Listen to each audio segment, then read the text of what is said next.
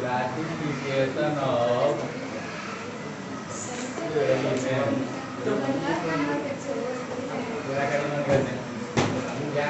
Classification of element हामीलाई थाहा छ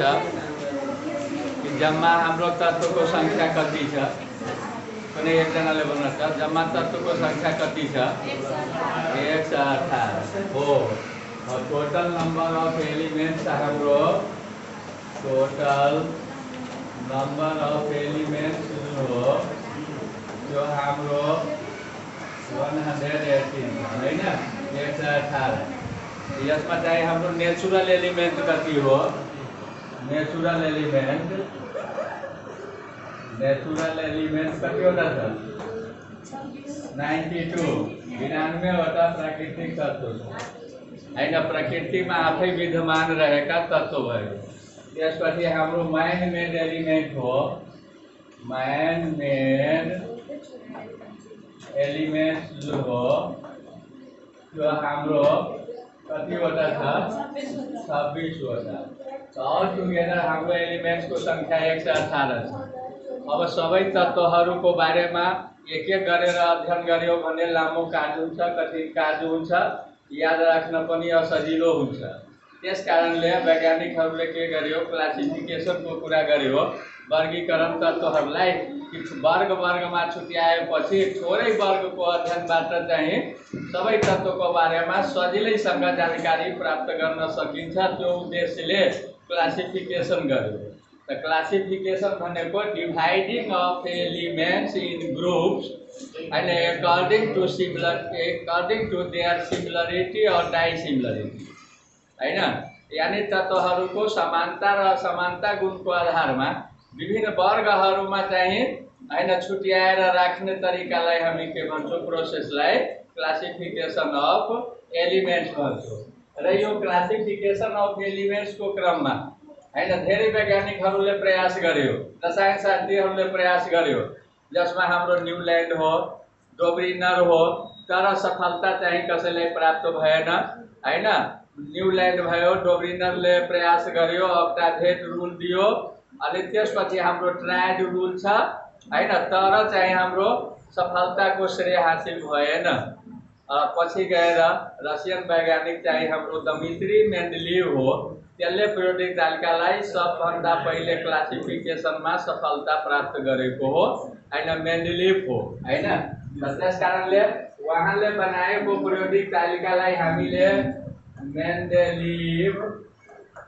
मेन्डेलिभ्स पिरियोडिक टेबल हामी भन्छौं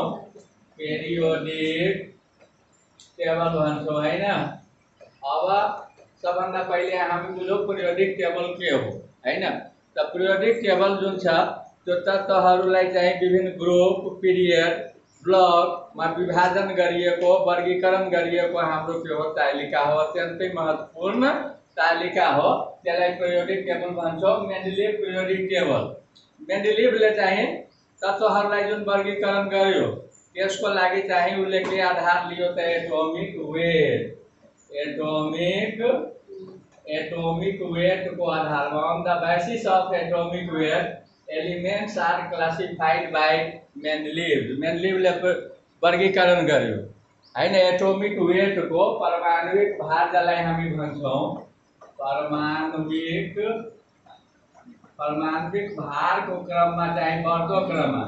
in order of increasing atomic weight elements are classified by the Russian chemist Mendeleev त्यसलाई हामी मेन्डेलिभ को पिरियोडिक तालिका भन्छौं हैन यो परमाणुविक भार को आधारमा उले के गर्यो परमाणु भार को बढ्दो क्रममा चाहिँ एलिमेन्टहरूलाई जब राख्यो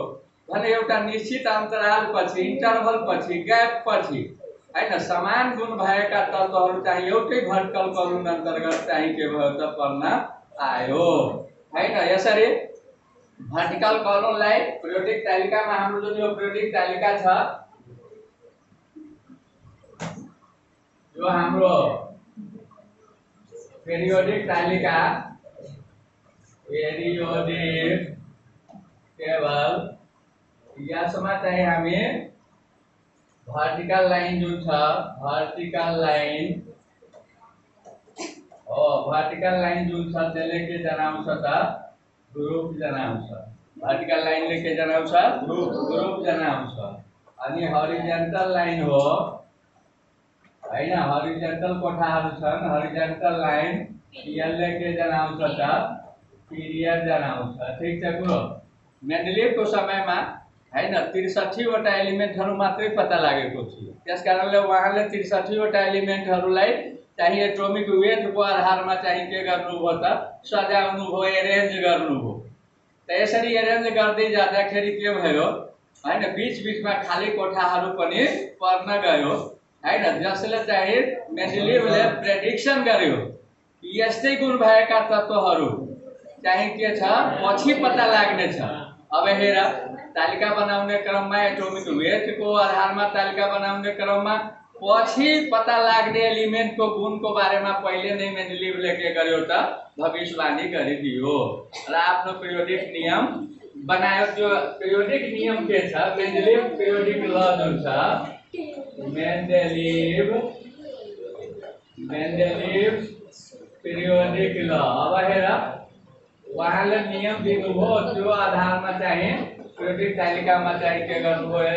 हैन एलिमेन्टहरूलाई एरेन्ज गर्नुभयो मेन्डेलिभको पिरियोडिक नियम के छ यहाँ हेर पिरियोडिक नियममा the physical and chemical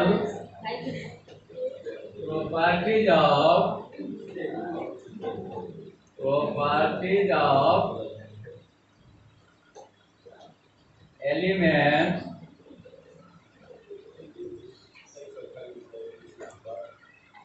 elements are the physical and chemical properties of elements are periodic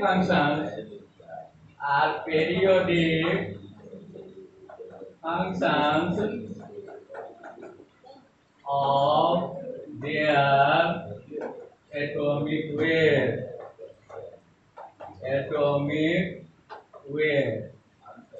यो हाम्रो मेन्डेलिभको पिरियोडिक नियम हो आफ्टर सर्टेन एलिमेंट्स हैन से similar properties of elements are हैन filled in the same vertical column मा पर्न गयो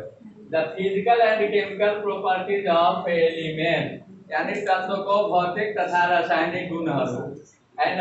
are periodic functions of their atomic weight तिनीहरूको परमाणविक भारको पिरियोडिक कार्य स्वरूप हुन्छन् यस आधारमा नियम दियो यहाँ नियम दिएपछि हैन त्यो आधारमा मेन्डेलिभको समयमा एटोमिक नम्बरको कन्सेप्ट आएको थिएन र यसमा चाहिँ मेन्डेलिभले तालिका बनाउँदाखेरि त्रुटिहरू पनि रहन गयो हैन त्यो त्रुटिहरूलाई चाहिँ पछि गएर एटोमिक नम्बरको आधारमा हैन हेनरी मोजले भन्ने साइन्टिस्टले चाहिँ के गर्यो त त्यसमा भएका कमी कमजोरीहरूलाई सुधार गर्यो तर यसलाई चाहिँ पहिलो क्लासिफिकेसन गर्ने पहिलो श्रेय प्राप्त गर्ने व्यक्ति चाहिँ हाम्रो के हो दमित्री मेन्डेलिभ हो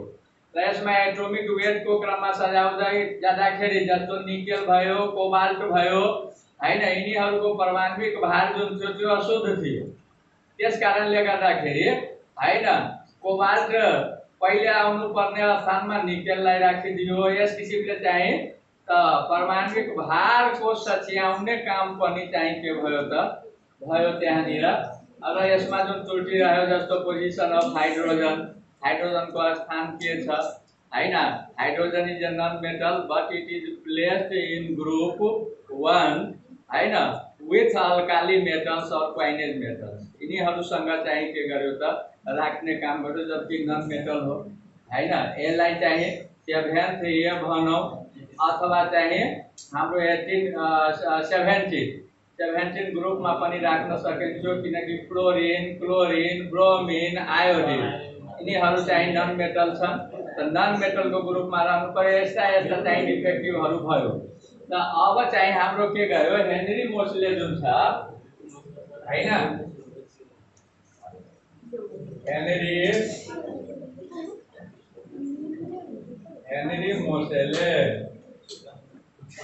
हेनरी मोसले जुन छ त्यसले चाहिँ के गर्यो पिरियोडिक टेबलको नयाँ नियम दियो आधार अर्को लियो आधारमा उसले एटोमिक नम्बर लाइक चाहिँ लियो। हाम्रो